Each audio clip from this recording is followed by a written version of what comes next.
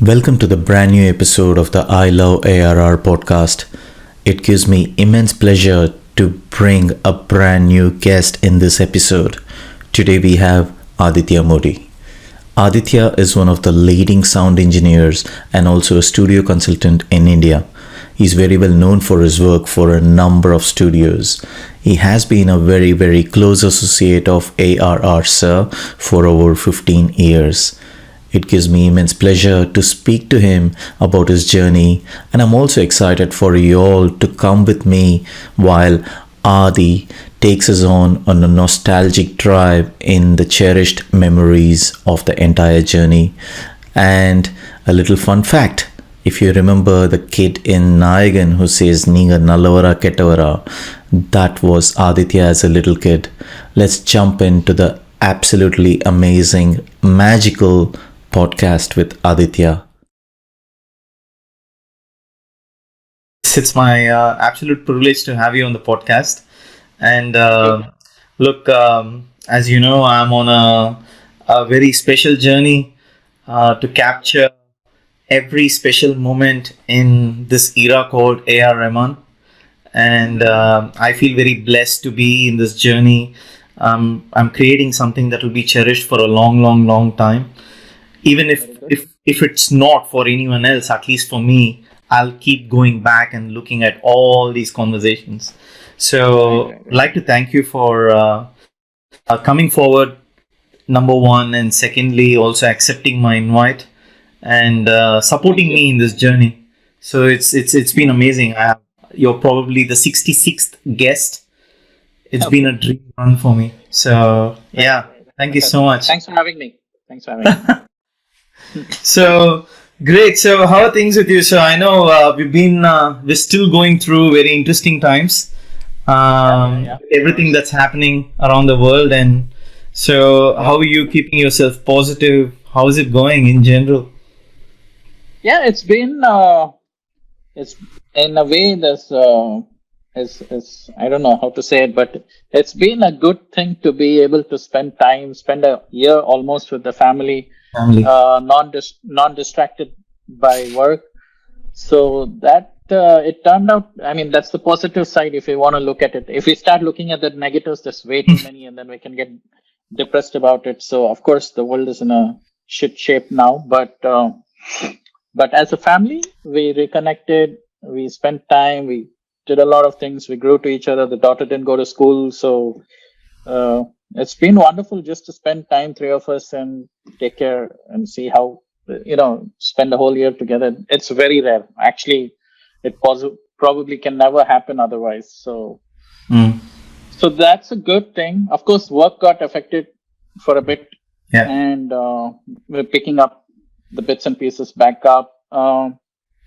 In fact, AR is helping out quite a bit in the sense that we're doing several projects for him. We're designing a studio in Dubai.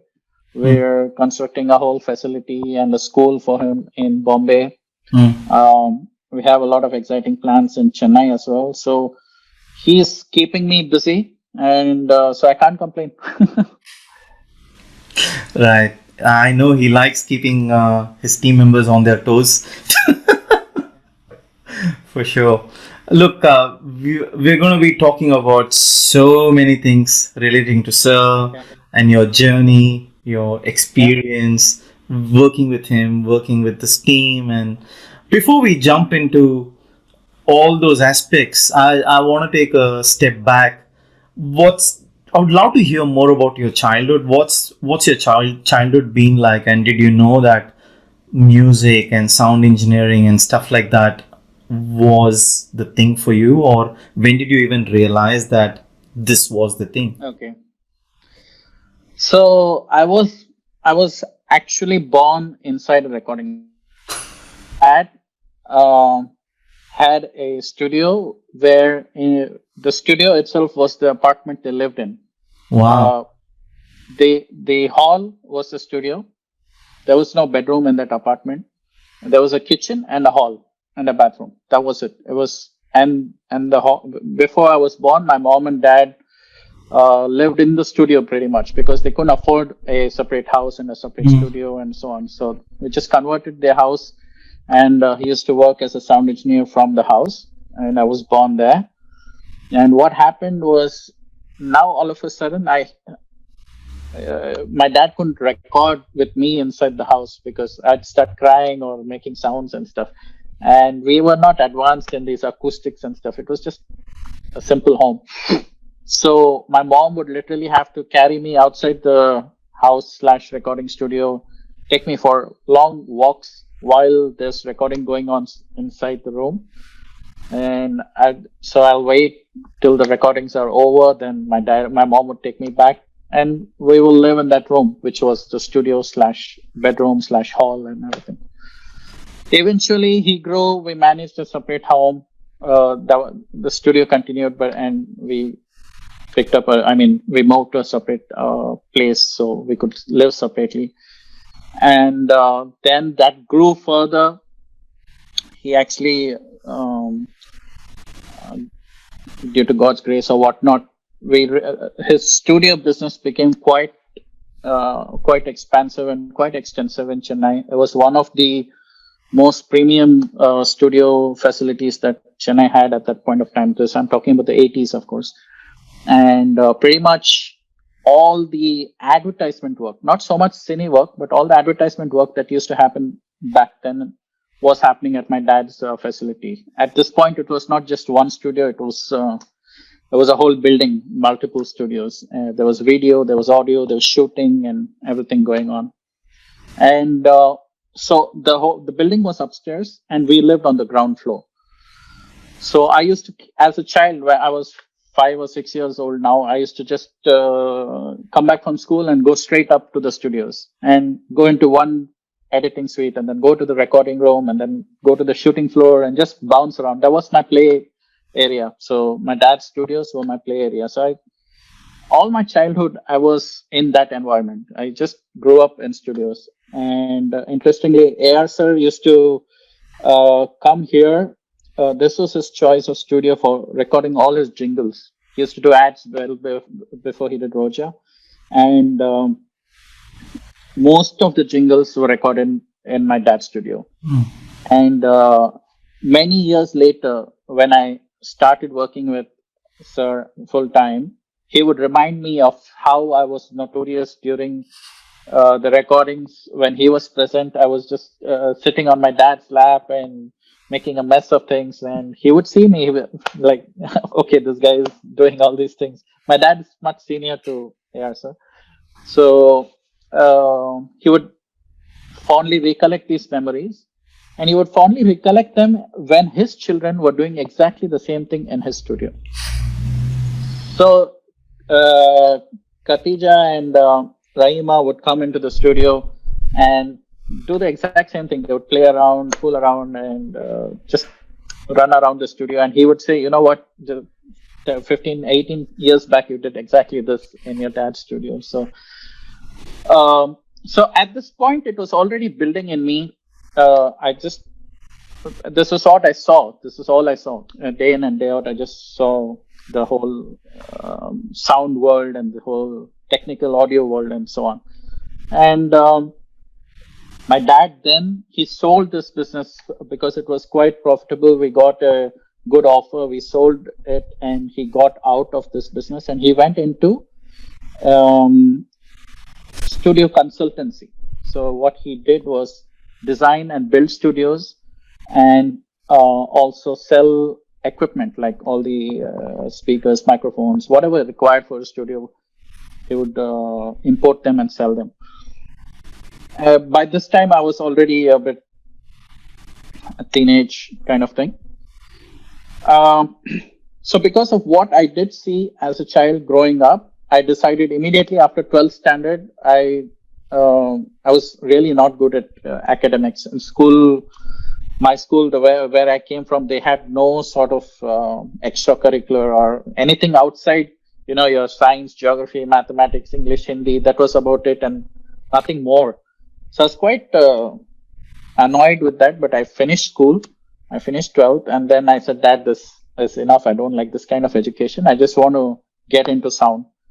So at the age of 16, we figured out a place in Orlando. It's called Full Sail University.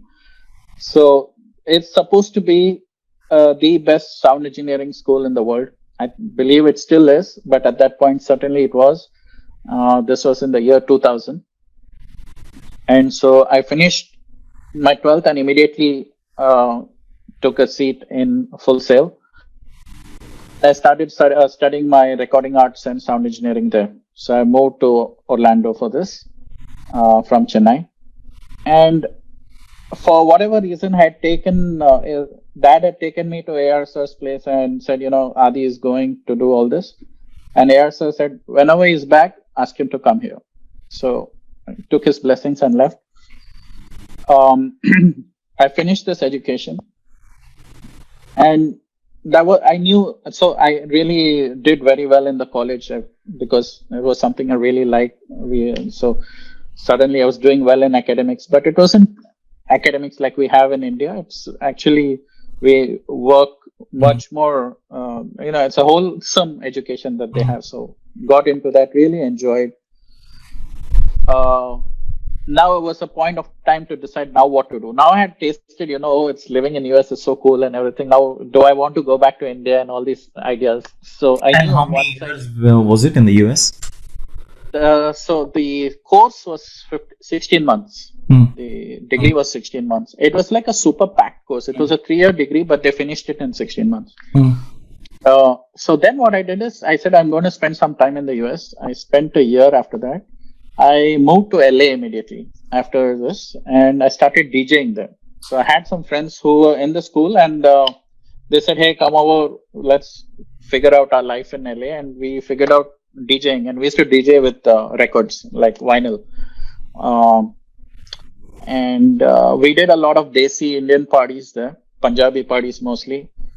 And it was I was, 17, 18 years old and partying every day. It was quite a thrilling ride, but it took a severe effect on my health. And, there was no timings, and then we were indulging in all sorts of things. So I decided at some point, okay, I decided a year later, this is great. And the money was fantastic, for an 18-year-old suddenly, because these Desi guys in LA, they're paying a lot for birthday party of 14-year-olds and stuff like that. So I did start a side job, like an internship job in a studio. While I was DJing, I did like an internship job. And an internship job, it was just like being a tea boy, coffee boy for the studio. Just hanging out, lifting, wrapping cables, doing some backups, making coffee and stuff. Then Dad said, okay, enough all this stuff. Come back to India. I also kind of said, okay, gave in. And I moved to Bombay first. I didn't move to Chennai yet. I moved from US to Bombay. And was that a conscious decision to move to Mumbai? Yeah, it was. So I wanted to get somewhere in the back of my mind, I knew that to be ready for AR Sir, I needed much more experience. I didn't want to jump in directly. And, I've just finished school, audio school, and then just DJed. It doesn't have enough meat in it. So I said, okay, let me do something before joining Sir. I mailed him also. He said, okay, whenever you're ready, come. So moved to Bombay. There was a studio called Western Outdoor. Really, really famous studio. If you look it up, you'll find the kind of work that was recorded at Western Outdoor is crazy. All the 60s and 70s and 80s Hindi films, mostly Hindi films, and really the top, what we consider as the golden oldies today, all of them were recorded there by these really star engineers called Daman Sood and Avinash Oak. So Dad knew them, of course, since he was a sound engineer. He knew all the sound engineers, and so he said, "Can you guys allow him intern here?" So I interned there, and that was a fantastic thing because they were recording in analog 2-inch tape at that point. There was no Pro Tools and there was no computers. It was like an analog console and tape, and I really learned hardcore analog recording and the whole deal. And pretty much every singer, Lata ji, Asha ji, Jagjit ji, Pankaj Udas, Abida Parveen, and you name it was coming there. We were doing all the big movies, Devdas and whatnot. So I did that for about, again, for a little more than a year. And unfortunately, this studio got bought out and shut down. So I had to leave. And then I mailed AR, sir, that I'm done in Bombay. That studio only got shut down. So he said, yeah, okay, come. So I moved to Chennai and straight away joined AR, sir. And I was his in-house sound engineer in Panchatan till 2007, I believe. Yeah, I was with him. Was that for like 5 years or something, or little more than 5 years, 7 odd years? Yeah. So basically, I started when this movie called Kangalal Kaidese was going on. Oh yeah. Actually, no, even before that, Parasuram. There was this movie called Parasuram. Yeah, I remember. So I started during that. Then this Boys was my next movie, and then so many other movies came up until Slumdog. I was there, and till 2007 I was kind of in-house. So whatever movies happened until then, I'm pretty much like an in-house engineer along with Sridhar sir and Sivakumar. So it was 3 of us at that time. Now the team is really massive. There's 15-20 engineers, but at that point there was 2. There was Sridhar sir and Siva, and then I joined in. So just 3 of us managing. And it was a busy period. He was really doing a lot of films back then. And that time AM Studios yet was not started. It was still getting constructed. So we just had Panchatan upstairs and downstairs, 2 studios. And I was there till AM started and continued for a bit in AM as well. And then so at this point, what happened was my dad fell ill. He had a heart attack, and he was going to shut down his business. And, this was something I couldn't come to terms with. So I decided to continue his business. But his business was in Chennai. I decided to continue his business or take it to the next step in Bombay. Right. And therefore, one fine day I asked AR sir, and since he knows my dad really well, he was a bit upset, but he was like, okay, you need to do what you need to do for your parents, because he's a true believer of, you need to be there for your parents kind of thing. So I told him that's not well. He wants to shut down his business, and I intend to take it over. So I'm not sure if I can continue this with you. He blessed me. And in fact, so then I built a studio for myself and continued the business in Bombay. And he came to Bombay to open the studio. So he launched it, he blessed it. And so then I started my own career in Bombay like that in 2007, something like that. Nice. But what continued happening was we were always in touch.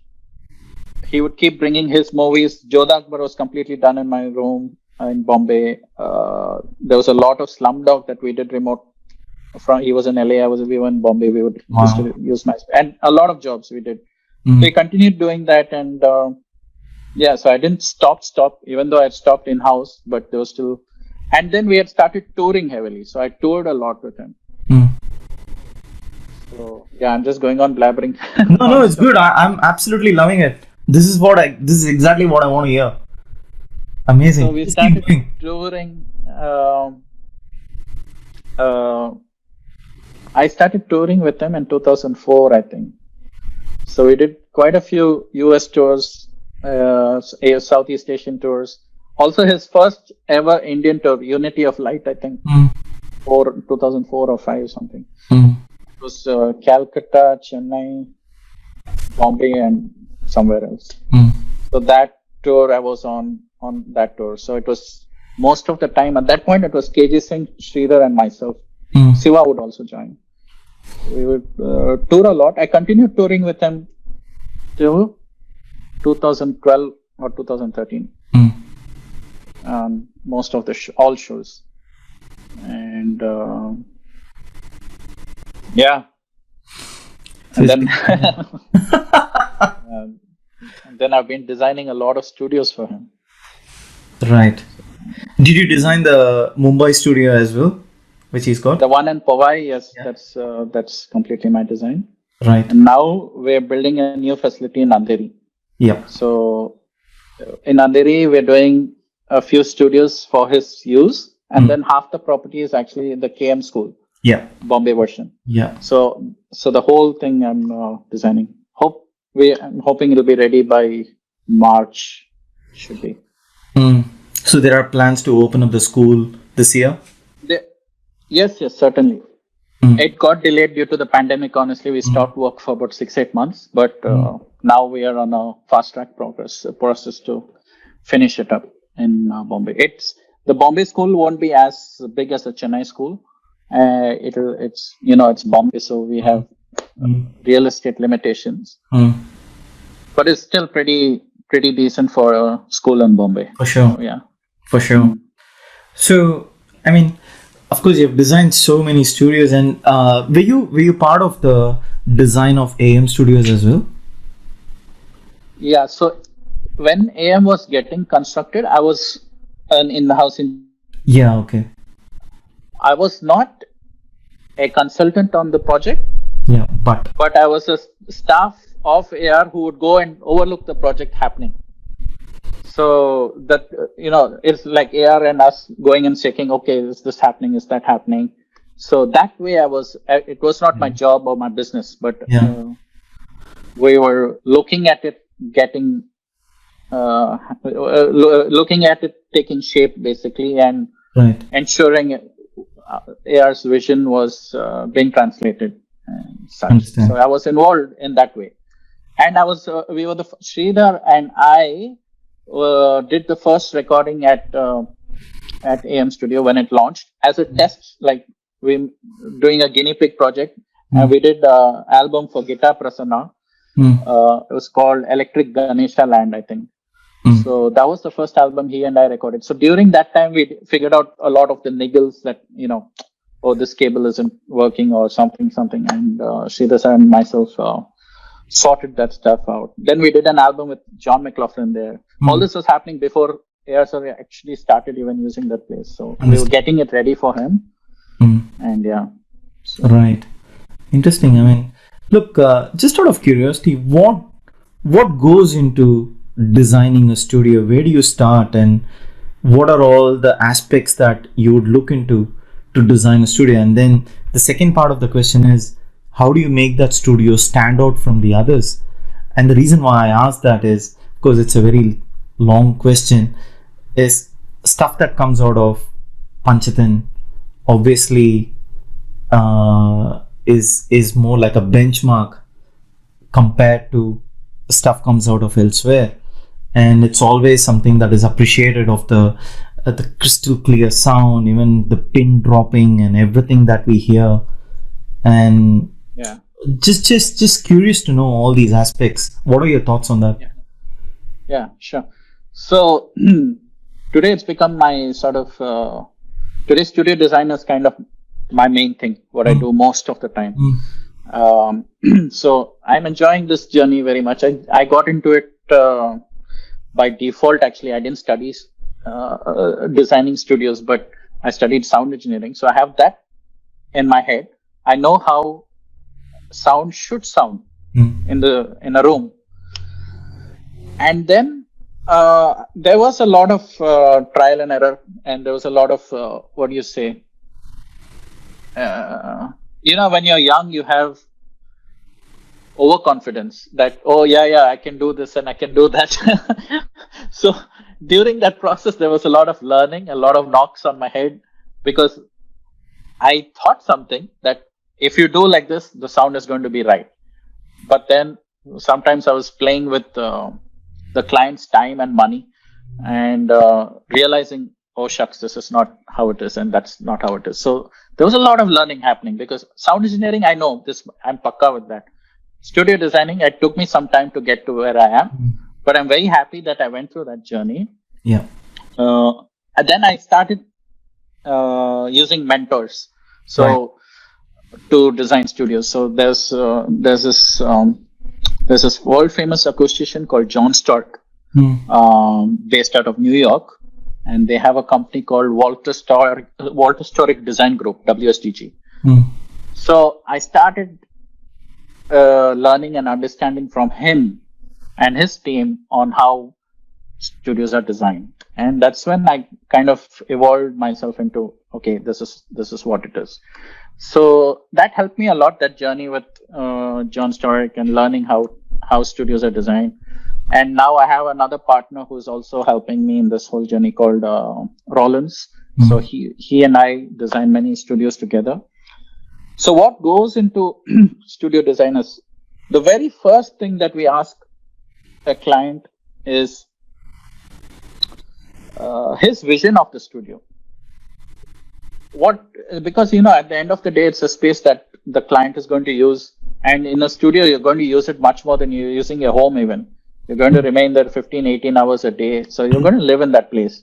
You really need to have a place which is inspiring to you. It might be, I don't know, a wooden finish interiors might inspire me but not inspire you. You may like something very white color or very pure or very clinical. Another person might like neon lights and full club feel. Everything is fine. Each one has their inspiration and what works for them and where they feel most creative and inspired to work and to create music. So that's how what we do is we ask the client what his vision is. What does he want out of his studio? Do you want it dark? Do you want it sunlight? Do you want it white, black? Do you want it dark? Do you want a lot of speakers? What kind of equipment? What kind of space? Do you want it very organic, clinical? Get all these inputs and then try and sketch out some ideas for the client. Or even download some pictures of the net and see what kind of he's looking at some existing studios and check out those references. Usually everybody has a pretty good idea about what they want. So for example, I know AR sir loves his studios to be very organic. He doesn't like, pure white clinical kind of thing. He wants the rugs, he wants wood, he wants some warm colors. He needs a lot of colors. Yeah, I was just not say, yeah, not bright and pop colors, but still he needs it to be colorful, not just one plain background kind of thing. And they should be shade of blue somewhere for sure. Shade of blue. He loves greenery, which you can see through the glass somehow. And so these are his requirements, and so I'm quite tuned to that. And so like that, each one comes across with that. So that is the first thing we do, and try and understand what the concept is. Second thing is we jump into some of the technical aspects, and the primary technical aspect is to try and keep the sound from leaving the studio or entering the studio. So we can't have road noises and airplane noises and crow and pigeon and all these things, or the neighboring school or the football ground or whatever you have. We have speakers from religious institution. All these things, we cannot have any of that sound entering the studio. And we are going to be playing music loud inside the studio. We can't have that leaving the studio because you're going to have neighbors complaining about that. So this is the aspect which is very critical. It consumes most of our energy to design. It consumes most of the money that you put into it as well. And it consumes most of the real estate as well in the room. So it's a tough negotiation to make a client understand that I'm going to take away 1 feet from all the walls, and he's not even going to see it. It's just going to be hidden. So they don't, at first they're a little struggling with that fact that, I'm going to waste. In their mind, it's waste that comes at the first thing, but eventually they understand, it's not waste because I can't have these noises entering my room, or I can't have my room entering. And so then they understood. After some time, they understand. Okay, this is what this is required for. The third aspect we get into is the in-room sound, how the sound should sound inside the room. So we take a look at reverb times, reflections, all the angles within the studio, how the speakers are supposed to be placed, how you're ergonomically working, how's the screen in front of you. You're sitting for long hours, so you can't have back pain and neck pain looking up, looking down, and having the speakers correctly at ear level. And a lot of technical data goes on in actually designing the insides of the room. All this time, we have to still keep in mind the look, the budgets, and each thing we do, we're eating away some space. So actually, the room is shrinking in size inside. But we cannot do otherwise. I mean, it needs to shrink for it to sound in a certain way. So we make studios in Bombay, which is super, super challenging because a lot of these studios are in residential buildings. Yeah. And in Bombay, the apartment is 700 or 800 square feet. It's nothing. In that, we have to make the studios. So, and they have only 9 feet of height there. So it's really extremely challenging. Of late, we finished a studio for this engineer called Shadab Rahim. You can maybe Facebook or something. I'll send you some pictures. So again, we built this room in a bedroom, and it's super challenging. But I think we've done a decent job. He's happy with it. It looks good. How long does it typically take to create a studio or to design a studio? Depends on the size, actually. Yeah. If it's see, the projects that ARR gives us are very large. There are multiple studios. There's extensive jobs to that. So his studios take us 2 years minimum to finish. Otherwise, most of the single room kind of studios will take us from inception to finish about 6 to 8 months to complete the job. Usually we plan for 4 months, but then there's always some changes, some delays, something happened, and then it ends up being 6-7 months. Yeah, understand. I was going to say that it takes 2 years. Is it because it goes through various iterations? I like this, I like this, I don't like this, I don't like this, go this way and stuff like that. Definitely. With the Powai studio, what we did for AR, sir, I'm not, if he hears this podcast, he might ring me up. So what happened is, we had to, the color of the fabric finishing in the studio, we changed it 3 times. And all the 3 times AR sir chose it. But he, for some reason, what he sees on a pamphlet, and then when you put it on the walls, it's completely different. And that visualization sometimes is challenging for most of us. So after putting everything, we seem to not like that color, and then we changed it, and then we changed it again. So that happened 3 times. So yeah, reiterations are a very big aspect. And then the thing is, we're dealing with many agencies. We're dealing with the air conditioning agency, electrical agency. We're dealing with the local municipal corporations. Like in Bombay, we have BMC, and in Chennai, we have Corporation of Chennai. So these guys, they always create a lot of hell for us, because they'll say, oh, you cannot build this wall, you cannot do this, like that. They basically needs, they're looking for some sort of deal to get through.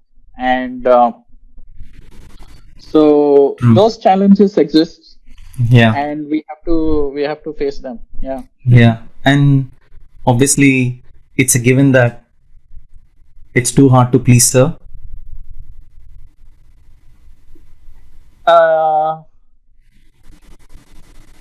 If I would say, if you once you get used to him, you know what to anticipate, and then you already aim for that level.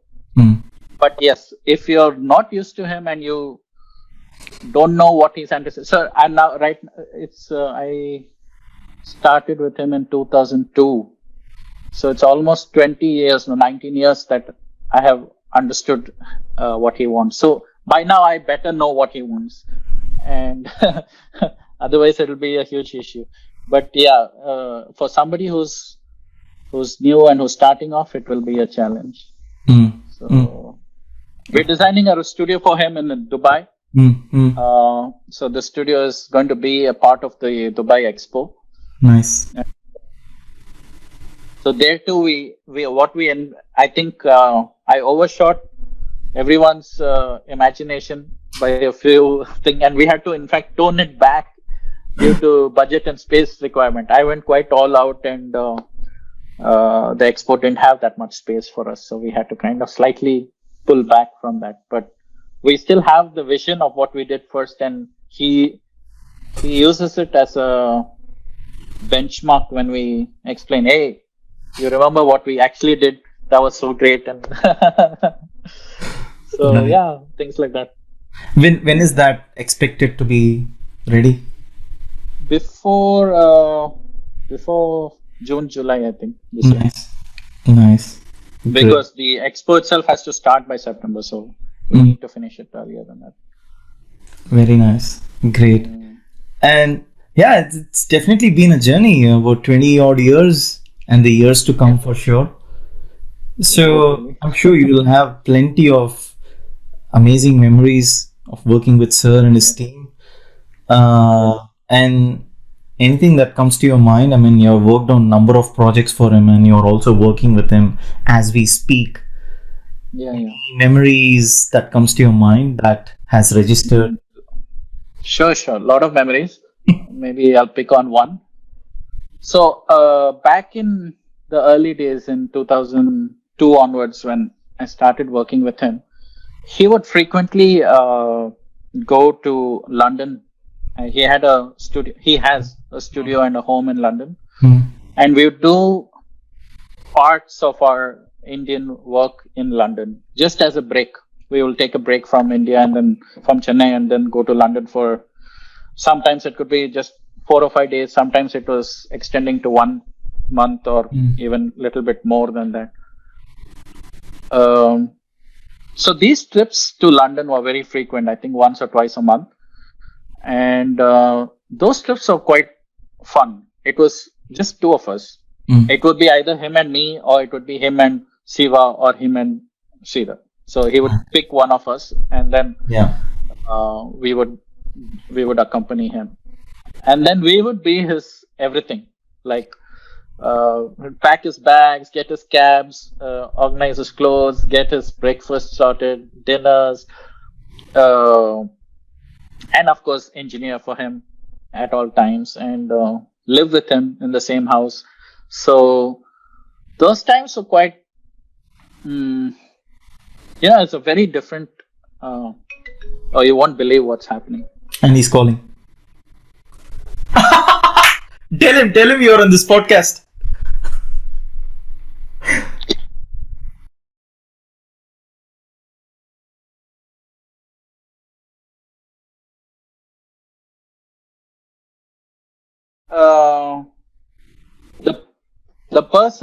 The persona was very, very different. He was so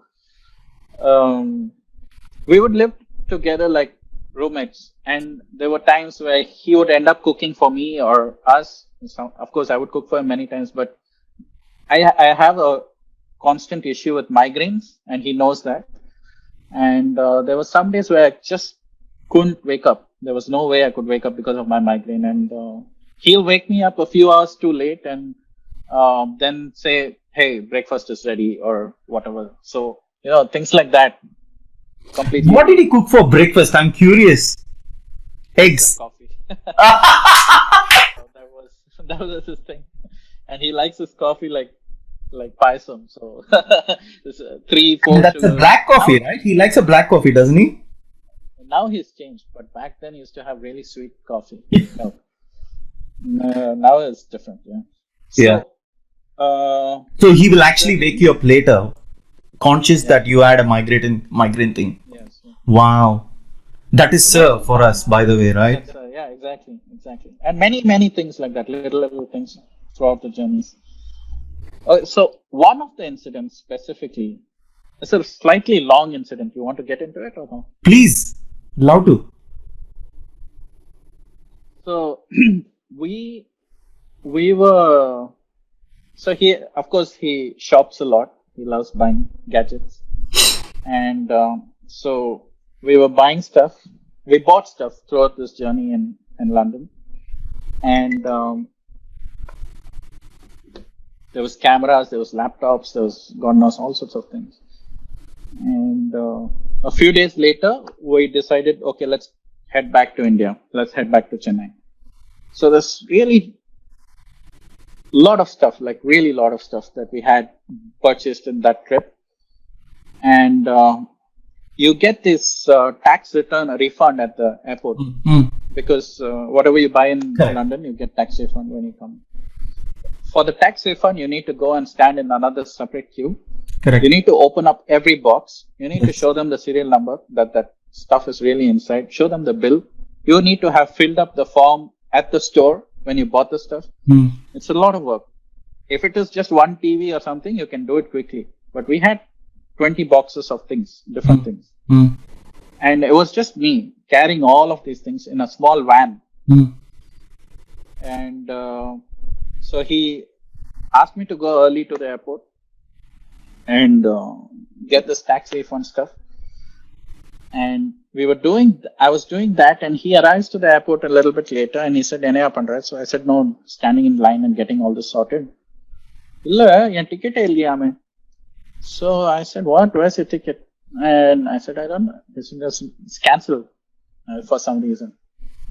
So I said, "Okay, what do we do?" Then he called up Saira ma'am back in Chennai, and she's like, "Okay, just hang on. I'll figure out something." And then a few minutes later, she said, "Ask the ticket counter to refresh the system." And boom, there was a ticket already in place. So that delayed us a bit. We were already late for the flight. Then I told him, "So you go to the flight. I'll finish that tax return thing, and then I'll join you there." So he goes, and my tax return thing is taking forever. It's not going to finish. And you had a queue as well. We had a queue, and the amount was sufficient for us to not let it go. So otherwise, if it was a small thing, we might even have said, "Hey, flight is going, let's go." But we had to get that stuff back. And he's going on calling me frantically from the gate saying, "Hey, the plane is leaving. Are you finishing your thing or no?" So I said, "It's taking time." And yeah, na pannalam. So I really don't know. I'll finish it. Maybe I'll take the next flight. You go on. And then he said, "Okay, you catch the next flight and come." After 5 minutes, he's walking towards me. And I said, "Well, sir, what happened?" "Nothing. Flight gone. We'll both take the next flight." This happened at the gate, like after we have checked out of, like we have stamped out of immigration. Because once you're at the post security, you're finished immigration. So you've finished your visa process and everything. Now the funny thing is, so he comes back, okay, great. Most of the stuff has made it on the flight. Okay. Some of the stuff is still with us. So, and we were living on a rental house at that time. We didn't have his own house was not. We were in between. He had an own house. It had some flooding issue. We sold that. We were moving to we were buying another house, and then in between we were in some rental house. And we had finished the rental on that house, and we had given it back before we left to India. So we didn't have a house to go back to. So we then are carrying this stuff, all this equipment on us, and figuring a way to what to do now. And in Heathrow, there was no system where if you missed a flight, you could get back into the country. If you missed a flight after immigration, there was no system to get back in. Like we'd ask the guards, we asked everybody, like we've missed a flight, now what? Where do we go? Okay, is there a way out? No, you can't go out from the immigration exit point because you've exited the country. True. So we're like, okay, now what? And then um we walked for more than 1 hour, like from Terminal 3, we ended up in Terminal 1. Much more than 1 hour, we were walking with all this baggage. He was carrying, I was carrying stuff. Oof. And so we could face an immigration officer and explain to him. So we did that, and they were like, "You're not coming on this flight. How are you here?" So we just said, "No, we came here now. We need to get back into the country. We have missed this flight." Hmm. And my visa was also over that day. Okay. ARC's visa was still there. It was all sorted. It's fine. But my visa got over. So that guy gave me a 24-hour visa stamp. Hmm. Said, okay, go. Then sir went. We went to British Airways. We explained to them. They gave us a ticket for the next morning. And then we went to the lost baggage counter to ask them where's our baggage. Because is it on the flight? Is it down? Hmm. We waited for another 2-3 hours. We hadn't slept for 2 nights before this. And this is the third night and the morning after. And the people there couldn't locate any of our bag. And we had really lot of stuff, lots and lots of stuff. And nobody could trace our baggage for 2-3 hours. We slept at the baggage counter on the chairs. After a while, he said, okay, forget it. We'll figure out. We exited, not knowing where's any of the baggage. We exited the Heathrow, took a black cab. He was slightly frustrated at this point. And he said, take me far away from London. The black cab guy said, where far away? He said, anywhere but far away, to some hotel, but not in London. He was kind of in mood that time because of all the stuff that happened. So that guy drove us and drove us and drove us. We both kind of crashed out in the car. And finally, after an hour or so, the guy woke us up. I don't even remember the name of this place. It's been many years, 15 years back. He woke us up in such a beautiful, picturesque place. There was like waterfalls, and there was like really green, and there was a stream, and there was a hotel on top, and so beautiful it looked. And we both were like kind of, okay, he's brought us here. Let's go crash. We crashed. And then yeah, night he said, okay, let's do dinner. I went and figured out dinner from nearby. Went bought toothbrush and soap because we had no baggage with us. And then next morning we drove back to Heathrow, long drive back, took the flight, came back, and about 20 days later, British Airways themselves sent us all our stuff. Oof. It was quite a ordeal, but it was fun. It was a thing that sticks out in my head. Wow. Amazing, man. Oh my goodness. I was actually visualizing as you were narrating it. Yeah. It was fun. And seeing him carry so many things, and I'm carrying so many things, and it was funny. Wow. I'm not sure if he would remember this, but yeah, it was a thing. I'll definitely share this clip to him. Okay. And this clip also may need some editing. We'll see. Not to him. I'm saying to the outside. Yeah. And of course, I was going to ask. We both know Sir has a very wicked sense of humor. It's very spontaneous, and anything that comes to your mind, I'm sure you'd have had so many moments like that. And by the way, your Tamil is so good. Of course, you spend a lot of time in Chennai. I do. So, Sir speaks to you in Tamil or English or both? Yeah, mostly Tamil. 70% Tamil, 30% English. Does he have a nickname for you? If people are around, surely Tamil. Like people who don't know Tamil, then he calls me Adi. Adi, yeah. Right. Sir's sense of humor. Humor. So, honestly, I can't think of a specific example right now. I'm unable to think of it. But I'll tell you what he does frequently. Again, this is 10-15 years back when his knowledge of Hindi was still growing. He knew it. He was not confident to speak it at that point. He would sing songs, obviously. But he was still learning words. And most of his Hindi song dubbings, he would ask me to sit for diction and pronunciation correction and that stuff. So, what would amuse me at that point is, again, I'm not giving you an example, I'm giving you a situation, is that he would pick on the. So, when we're sitting with, say, Javed Saab or some lyricist, and there are all these Hindi words flowing, these Hindi words have meanings, but he wouldn't know the exact context they could be used in. The meaning is correct, but depending on the sentence, you need to use a different word or in all languages, it's like that. But he would use that a word with the meaning correct in the wrong context. Wrong means in a different context. So it's so peculiar and unique to hear it that the meaning is past, you understood it, but you would never, as a Hindi speaker, you would never think you would use this word in that context. You understand? So that would happen so frequently, and I think that was extremely poetic and intelligent and refreshing to hear unused words for unused context. Although the meaning was very correct. So those things would usually kind of split us up because it was just very unique the way it came across. Any specific word that that comes to your mind? Or probably you do not want to. It's up to you. No, I don't mind sharing, but I'm unable to think of a word now. Because there have been many. There have been many, yeah. I can't think of. I know this happens repetitively, but I don't. Right now, I'm unable to grasp any one.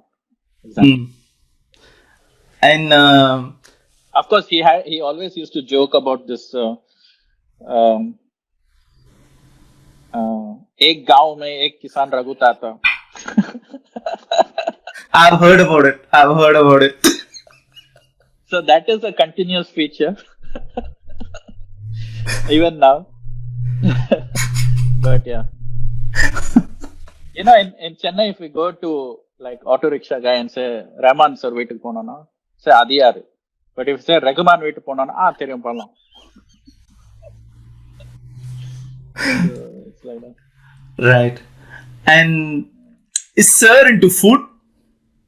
Or it's just something that he just takes it in because he needs to eat something and it's both ways.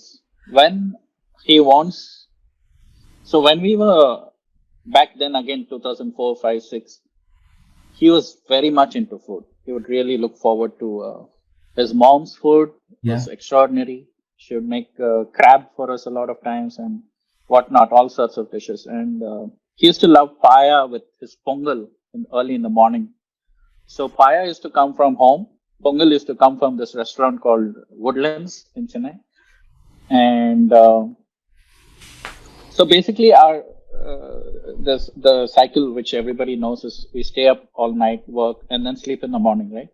And pongal used to aid in that sleeping. It was like really, the ghee and the rice used to get us kind of zonked out.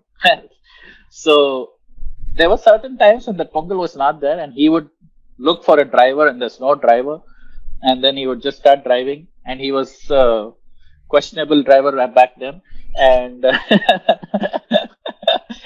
now he's great. I think after his Bentley and everything, he's fine. But back then, we used to have a Toyota Qualis.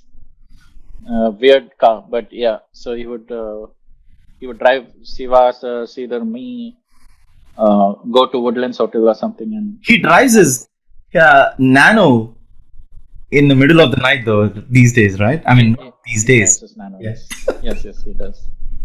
Now his driving is fine. Since I think he started driving in LA, it was okay after. Yeah. The LA car story also was very funny.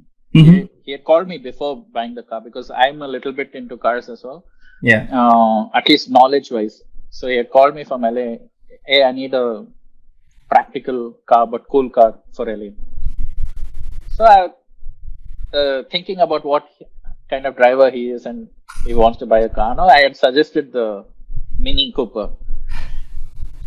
And then after that, he comes out with the full FaceTime on the Bentley. It's like, hey, look what I got. So like, fantastic. It's a little different from what I suggested, but hey, why not?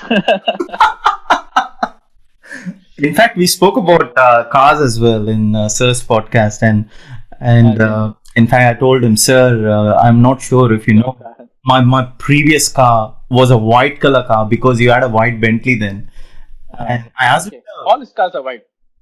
yeah, All and, his cars are white. and I asked him, Sir, unnu irukka? He said, No, I don't have that anymore. No, the Bentley is gone. And then, of course, you know the car that I've got right now, Yeah, the the BMW BMW. Z4 with I Love ARR in it, and Yeah. I met him. I met him in the Trichy concert last year. That's when I had traveled to India, February 2020, and then I told him, Sir, when you come to Australia, please allow me to receive you at the airport, and I will drive you in the I Love ARR car. He said, No, that is all fine, but will you let me drive? I said, yeah, sir, no problem. And then after Sir spoke to me for 15-20 minutes and then he left, one of his assistants came, you know about Sir's driving, no?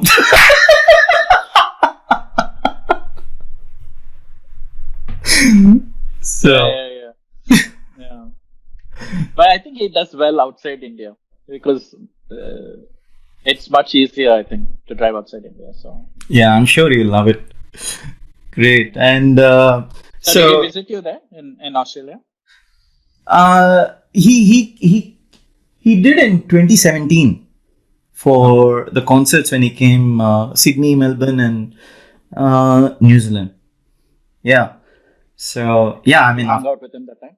say that again. You hung out with him then? No, I mean, look, the thing is, I mean, I just went and met him and came back. That's it. Okay. I could not hang out with him much. No. And then I flew to Delhi. I've been to like 14 concerts so far. I think 14 or 15. I've traveled numerous times, and in 2017 again, flew to Delhi for the Encore concert, and I met him at the hotel. In fact, twice, and he appreciated. And one of the first thing he said was, "You came all the way from Melbourne for this." I said, "Yes, sir. உங்களுக்கு என்ன வேணாலும் பண்ணுவேன், sir." He's like, "You're crazy, man." You know, back in again in the early 2000s, mid 2000s, most of the concerts we used to have one Japanese group. Hmm. So one big, I don't know, 10 or 15 guys, Japanese, used to travel to every one of his concerts. And all our concerts were pretty much the same at that point. We used to just do the same songs and the same thing, repeat. And they would just come to each one of them. I've not seen them off late, but in that time, yeah, there was this big Japanese group. It was cool. And they were Japanese, they were not Indians. Right. Wow, crazy. And then of course, almost every concert since then, and I've traveled numerous times. And then even last year when I came for the Trichy concert, and I was there just for the 2 days. I flew in, met him, spoke to him, and then watched the concert. And then I flew back, and he even asked me, when are you flying back? I said, Nale Kartala sir flight. Oh man, you traveled so long for this. I said, sir, உங்களுக்கு என்ன வேணாலும் sir. And he said, God bless. That's cool. And so, Adi, what else would you like to tell in this I Love ARR podcast? Anything that I have not asked or you would like to share as part of this podcast journey? I am not sure whether this podcast will happen again. I am hoping that it does, because I want to keep this going. So who knows, I'll definitely have a season 2 and then bring you guys back in again. And but as far as the season 1 journey is there anything that you would like to share that I have not asked or you would like to express? See, I think I owe it all to him, pretty much everything. He has supported me. Cannot put a measure to it. I cannot say this much, that much. Just endless support, continuous love and continuous support. Even though I may have screwed up several times, He's still there, and in so many ways, and it's not enough for 1 or 2 or 10 seasons of podcast. It's just it's a lot of things. It's in nearly every week. There's some interaction of some kind, which is not related to some other week. So it's a continuous journey for the last 19 years. Um, And the years to there have come. been and the years to come. There have been lots of dynamics in this journey. Sometimes rough, sometimes smooth, sometimes fantastic. But overall, it has um, taught me maybe, I don't know, everything I know about life. Forget music and engineering. That is okay. That mostly anyone can learn.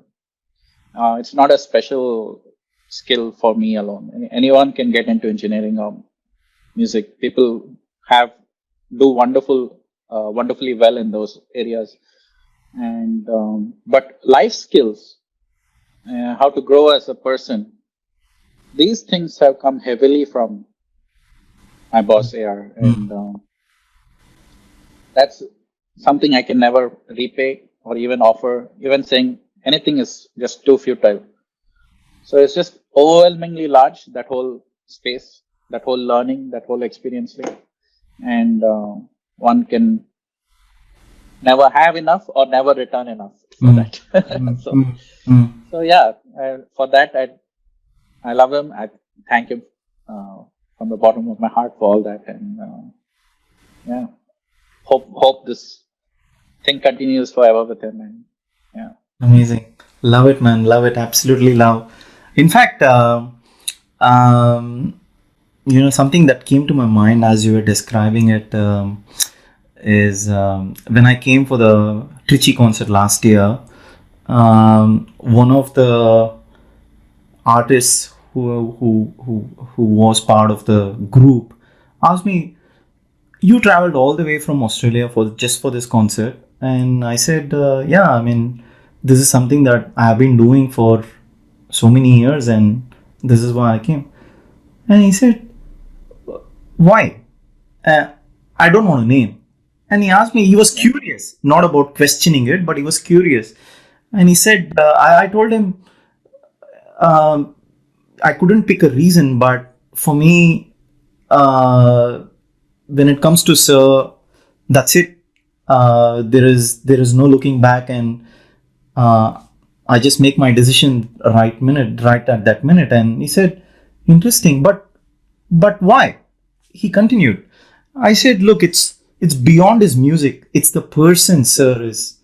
correct. And I told him that I feel extremely privileged, blessed to be existing in this era called AR Rahman. Yeah, And yeah, I told him that this era may not happen again. And I yeah, want yeah, to make the most of every minute that I'm part of this era. And I don't want to waste any time at all. And I feel it's a blessing that I'm here in front of someone I absolutely adore. And it's like heaven for me being here this very minute. And yeah. he said, this is amazing to hear something like this. And it's amazing Mm. how a person can have such a big impact on somebody like yourself who is thousands and thousands of miles away. Miles away. And I told Yeah, him, I'm just one of them. Millions out there are experiencing what I am experiencing too, or beyond what I'm experiencing too. So, yeah. and that's for me and for millions and millions of people out there as well. So, yeah, I mean, I could totally resonate with everything that you described, and the love and the admiration you got for Sir, and Yeah. you're blessed to have been working with him and to be working with him as well. I really want this journey to continue for a long, long time, and I don't want this to end at all. And Thank you. I'm looking forward to the time or the day when I travel to India. You're there. and sir's also there. Sure. And I would really like to take a picture with all of you together. Absolutely. Go out for dinner. This is really Of something course. that I'm keen to do. Yeah, man. Adi, That's thank great. you heaps for giving me your precious time. I know Thank you, buddy. it's precious because of the fact that Sir called you while you were in the podcast. It clearly is precious. So thank you so much, Adi. The thing is, although we've spent like about an hour and a half talking, and I really don't feel that we have covered as much as we could, because I feel that, as you said, even 10 seasons may not be enough to cover so many aspects. But I'm extremely keen to have another podcast with you really soon. Yeah, sure. Because I want to touch on so many other aspects as well. I didn't want this podcast to go for 3-4 hours, and so I want to bring you back. I want to bring you back and should go through this again. This is exactly the energy, the vibe I look for in a podcast, and this is why I get a massive high after every podcast, specifically like the likes of yours describing all this. You learn so many new things, no? Each time with about AR. I think you have a better picture than all of us, because we have one-dimensional picture, but you have everybody's pictures. And including Sir's. Nice. Yeah, sir. So you have a 360-degree view on. So it's turned into a talking autobiography of Sir, and this is what keeps me. I'm pumped about it. And yeah. So I can't wait. I mean, I wish one day I can actually make a documentary of this whole thing. Yeah, I think you have enough material to do it. So yeah. The thing is, I mean, I'm doing everything single-handedly, and one man army. Say that again. What do you do? I work in IT. I specialize in Microsoft 365, and hence obviously. So I had the podcast with Sir during the pandemic. Of course, we still are in it anyway. And after an hour of chat with him, this stuff is not coming in the podcast. It's obviously going to get out anyway. So so after the podcast, he said, "Okay, tell me what you do." So I told him, "Sir, Microsoft 365, idella pandra. I work as a team leader, and I'm one of the leading experts in Australia here in this space." And he said, "Okay, tell me more. What else you know?" So he knows about everything, man. He knows about everything. Every bloody topic under the sun, he has an idea about it. I'm telling him about stuff about Microsoft 365, and then he's putting me in the spot and then asking me like that very minute. And for a minute, I was like, "Oh shit." He's fantastic with his knowledge about technology, about many things, but about technology, because I've seen it so many times. So there's this kind of Murphy's law that happens with him very frequently. That there's a recording today, and me or whoever is on engineering that day has done all his checks. He's woken up early. He goes into the studio, starts wiring up everything, and he's checking and he's checking and he's checking, and he's damn sure that it's all working. And he's like confidently, "Sir, ready, come on." And Sir walks into the room, and then something not working, something freeze, something surely will go wrong. And then he'll get little bit annoyed and say, "Patya, nee ready avilla, nee check pannala." So full day I checked, sir. No, nothing. So okay, tell me what's the problem. Tell us, sir. Then he will give one smallest idea. Ipli pannipar something. Either it may be a software or a cable or anything. Yeah. And that thing what he has told, he has not been present while I was setting up. Correct. He just walked into the room. That little thing what he may say, if you try it, surely it will fix the problem. True. Every single time. How? True. I don't know. And we would have done that same thing, or maybe not, but it didn't strike us, and he would have just told us the smallest of the silliest thing, maybe, like press the power or very silly. Yeah. And what he tells, if we just do it at that instance, it will work. But now work. Yeah, I mean, sir has been extremely kind, and he really more like a father figure for me, and so that's what Sir is. And So yeah, man. So I feel just blessed and still in a dream journey. That's all. And yeah, that's it. Who knows? One day I'll bloody hell I'll leave everything in Australia and go to Chennai to be with sir. That's all. Fantastic. Yeah, yeah, yeah. I struggled about what 22 years here Were to. you born in Australia Yeah. or did you move from here? I was born in India. I was born in Bangalore, and then I did my studying and everything over here in Australia. And yeah, I mean, I was really keen on building a career here and stuff like that. And but I don't know. One day I might just leave Australia is a everything for great sure. place. Man.